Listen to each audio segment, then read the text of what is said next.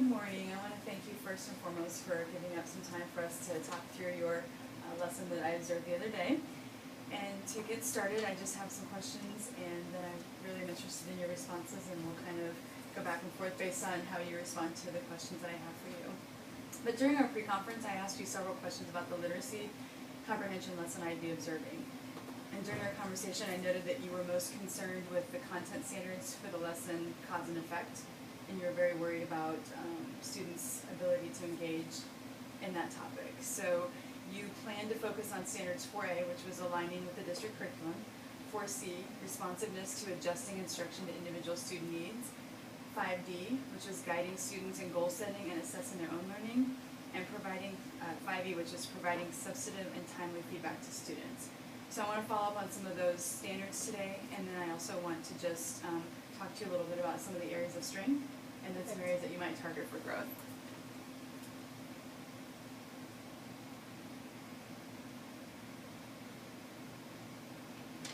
So from your perspective, what do you think students accomplished during the lesson? I think students accomplished a good starting range of understanding the concept. I think the best part was when we went around and just shared a quick thing that happened to us, and then we asked that student why that happened, and I kept referring back to cause and effect over and over again. And as the week goes on, I hope to have them take more on of the we do and you do with the cause and effect, being able to identify it themselves and me not scaffolding it so much. Okay. How do you feel the lesson went overall? I think it went really well for introducing a new topic. They were engaged. The book was engaging for them, and I feel like I can refer back to the book to kind of give examples and prompting questions to further their understanding of cause and effect when we use different literature. Mm-hmm. So is this your first time teaching cause and effect? Yeah, pretty much. I did a little bit last year, but it was one of those, in my opinion, crash and fail type of thing. You know, you learn from what didn't work, and you end lessons where you're like, well, I feel like they just didn't get it, except for maybe a handful. And this time I feel like we're on the right track, so that's really comforting. Mm-hmm. What did you do different this year? So what did you learn from the last time you taught it to make this a better lesson? I feel like instead of jumping into just finding it in literature or referring back to old literature, I tried to make it more personal for them and try and connect it first, foremost, to their lives. Mm-hmm. Excellent. So what did you learn about yourself through teaching this lesson?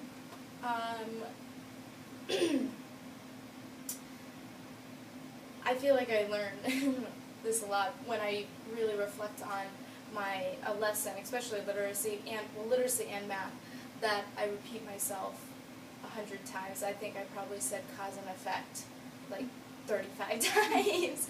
But when it comes to first graders, they need to hear it over and over and over and over again. So I don't think it's disengaging to do that, or letting it, just trying to, every time I say it, really make a connection in their brains, whether it's one student or all students. And by the 35th time I've said it, hopefully I got all of them. Sure, absolutely. So thinking about the standards that you planned to address during the lesson, do you feel like you captured all of them? Is there anything that you feel is left out based on the standards you wanted to focus on? Well, throughout the week I'll do more of the assessment aspect of it. I tried to do some check for understanding within the lesson, and I know a handful of them that I need to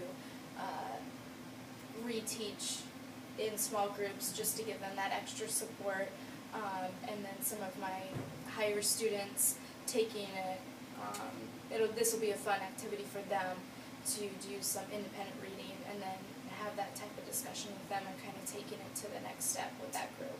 Yeah, and so you brought up something that I wanted to circle back around on. You had a part of the lesson where after whole group instruction, you broke them into 2 separate groups, and one group was in sort of a station Yes. activity, Mm-hmm. and then they came up and they presented to the Mhm. rest of the team. I noticed that station work was really well managed, and you were up there in the front still working with the other 10 students. So I'm wondering, what have you done to set up your classroom management to make sure that goes so well when you have no ability to be even monitoring? Mm-hmm. Well, I think within first grade, what I've learned is that you've got readers and you've got non-readers. And when you're doing a lot of those non-reader activities, sounding out words, reading sight words, your non-readers kind of get, they choose not to participate because they don't have to, because my readers are shouting out the answers like this, or my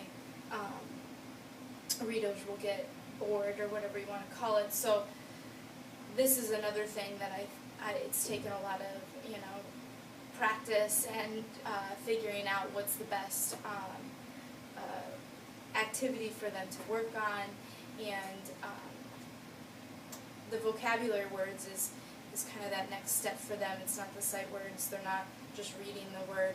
They're writing, really thinking about it critically, and we've done some modeling. So we have done the vocabulary words whole group, Okay. and I've had them in groups of 3 or 4, and really focused on, they know what the definition is. They know what I'm asking, so the directions are clear, because we've done it whole group several times.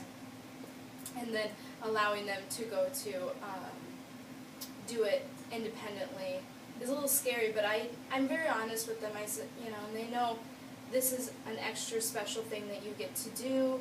Yes, we're doing fun games up on the carpet, but I'm trusting you to be able to handle this, and handling behaviors right when they arise, when I first started implementing it, has also helped. So it's not the first time I've done it, so it definitely shows that practice will make it perfect in a way. Yeah, no, I was really impressed with your classroom management and the obviously the routines you've set up, because the students knew the expectations and the transitions were really, really efficient and smooth. And so I was just impressed that first graders, when you gave them their small group work and you were working up front, you never once had to stop what you were doing to manage their behaviors. So I was watching for that. I thought, wow, when they divide up, I wonder how she's going to handle all these little groups working and still doing the instruction up front. So excellent. I'm really excited to see that. So the only other question I have... Hey everybody, just to let you know, the crisis team meeting is in the library starting now, so if you're involved in that, head on down. Thanks. Sorry. So what would you do differently if you taught this lesson again? Hey, Sorry, no, I you're brought fine. you a box. Oh, thank you. I think I would do, maybe add some sort of a chart, doing it with the whole group, for cause and effect, and be able to display it a little bit bigger, I think. And then being able to add to that cause and effect chart throughout the week or throughout the school year, just to kind of show, okay, we identified this cause and effect in this story, and then be able to go back to it and say, okay, we just read this story, was there any cause and effect, and then be able to refer back and just have a big visual image for them. I think that would be beneficial for them. Can you still do that? I definitely. I think it would be a good idea, and that's something that I would be editing my plans to get done, hopefully today or tomorrow. Okay, super. So in terms of an area to target for growth, I thought a lot about something that maybe we could talk about this morning that would help you think through an area that you could think about either for your IPDP or just in terms of working with Standard 1D. And Standard 1D is about demonstrating the ability to enhance academic performance and support for the district's goals. Specifically, D talks about responsibility for creating a classroom culture that supports learning of every student. And the only reason I bring this up is there was one student who disengaged from the lesson, and she never came back. And she had disengaged very early on, and so I was watching her to see, you gave her a choice, and you said you have a choice, and you can either remove yourself or change your behavior. And she chose to remove herself, so I was just watching to see if she would ever re-engage in the lesson. And And so she didn't, and so I'm wondering, you know, she did get the message that she was kind of off the hook for the lesson. So I want to talk to you about that. And reflecting on the lesson, what % of teacher talk versus student talk do you think was present throughout the lesson? So when you think about your lesson. Like the amount that I was speaking to, the amount that students were speaking? Yes. I think that this is something that I try to work on with every lesson, because I think it's easy to just get up there, especially when you're introducing a topic, to just be talking the whole time. And I think it was still pretty high that I was doing most of the talking. And throughout the lesson I tried to do talk to your partner, and using sharing. Everyone in the whole group got to share, except for my one little friend, got to share their experience. And I thought that would be a time when she would come back, because she likes talking, sharing with the group, and kind of having a little bit of attention, just like the rest of them. But I think she had fallen asleep at that point. So, and that alone, you know what, in first grade, if you've got a tired kid, especially a tired kid that is gonna, will go head to head with you, you know, at 30 minutes nap, it might be more beneficial than them hearing about cause and effect at that moment in the day. Absolutely. So, how do you feel about the individual student that had to be removed from the lesson? We touched on that just a little bit. It's concerning. Her and I will do this go around, and it'll kind of build up, and then you know, phone call will be made, and discussion with mom, which usually helps. And I think going into the next lesson or the next day with her, starting the day off with positive reinforcement, or even just touching base with her, saying, hey, you know, I really was disappointed with your behavior during this lesson. I'm going to be watching to see what you're doing, and if we have a good day and I see that you're working hard, maybe we can have a positive note going home. So she does feed a little bit off of positive reinforcement, so I might start the day to kind of buffer it a little bit more, and then when a problem does arise, I can just do like a small reminder saying, hey, remember what we talked about this morning, or, you know, I'll give you 1 minute, set the timer, and you have to come back. Okay. So those are some things that I plan to go forward with her, just so it doesn't reoccur. So what did you learn about yourself and your teaching through the experience with individual students who you removed from the lesson? It was really difficult for me to leave her alone. But I know, because I don't like students thinking that they can get their way in a negative way, or if they have negative actions, they'll end up getting what they want.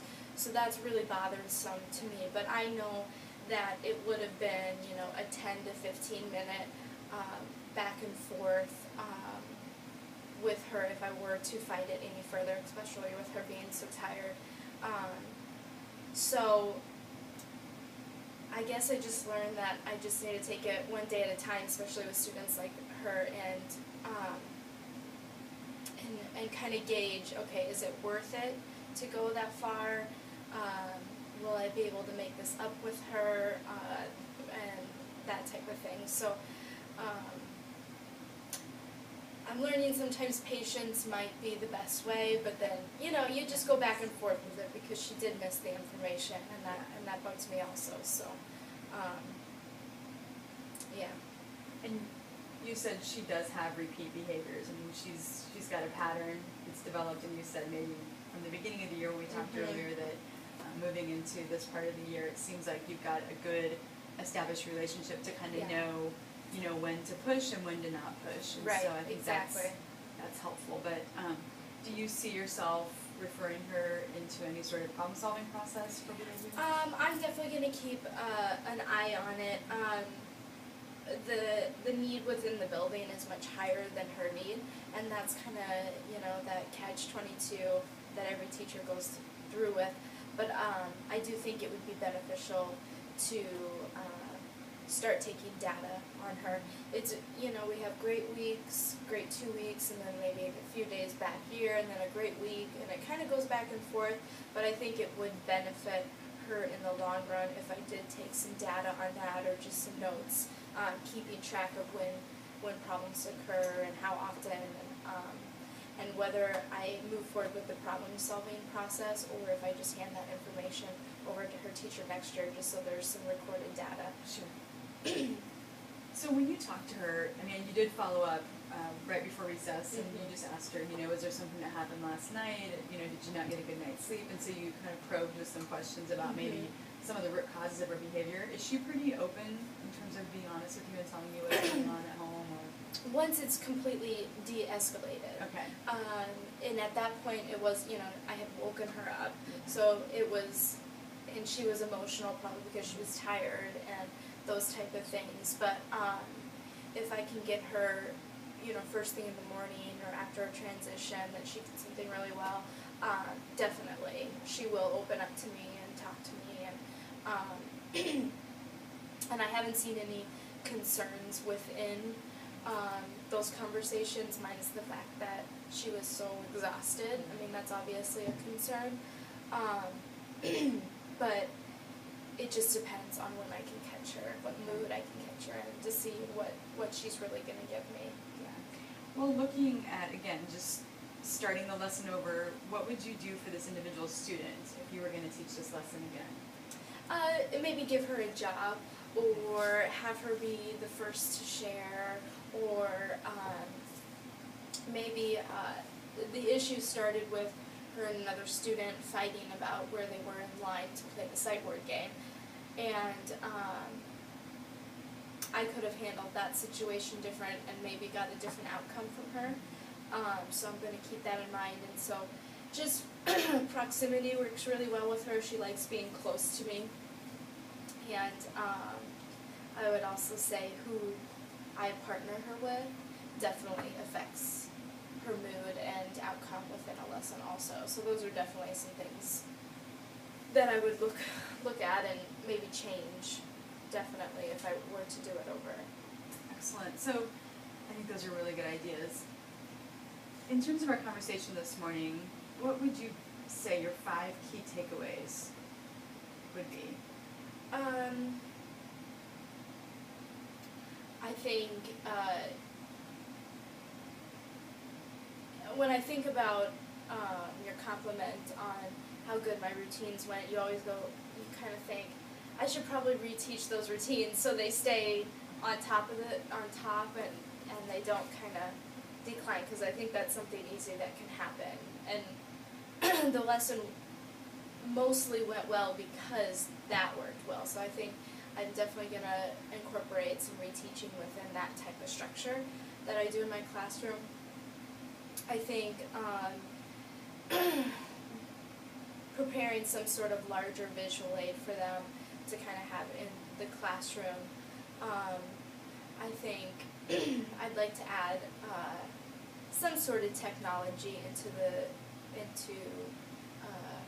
that lesson, because it would be an easy thing to do, whether it's pull up a picture on the iPad or have them search for a story in our library on the iPad, sort of the revolves.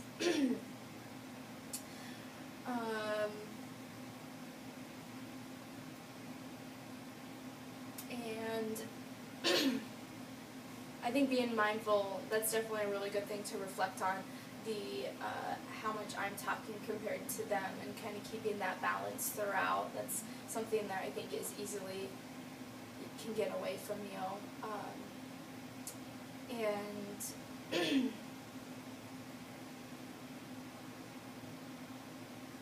And then just how I go forward with that student, and how I can, and preventative measures to keep that from escalating, definitely. Excellent. Well, thank you so much. Again, I just really enjoyed the lesson, and I'm glad you came. and I appreciate your time. Yeah, thank you. Thank you.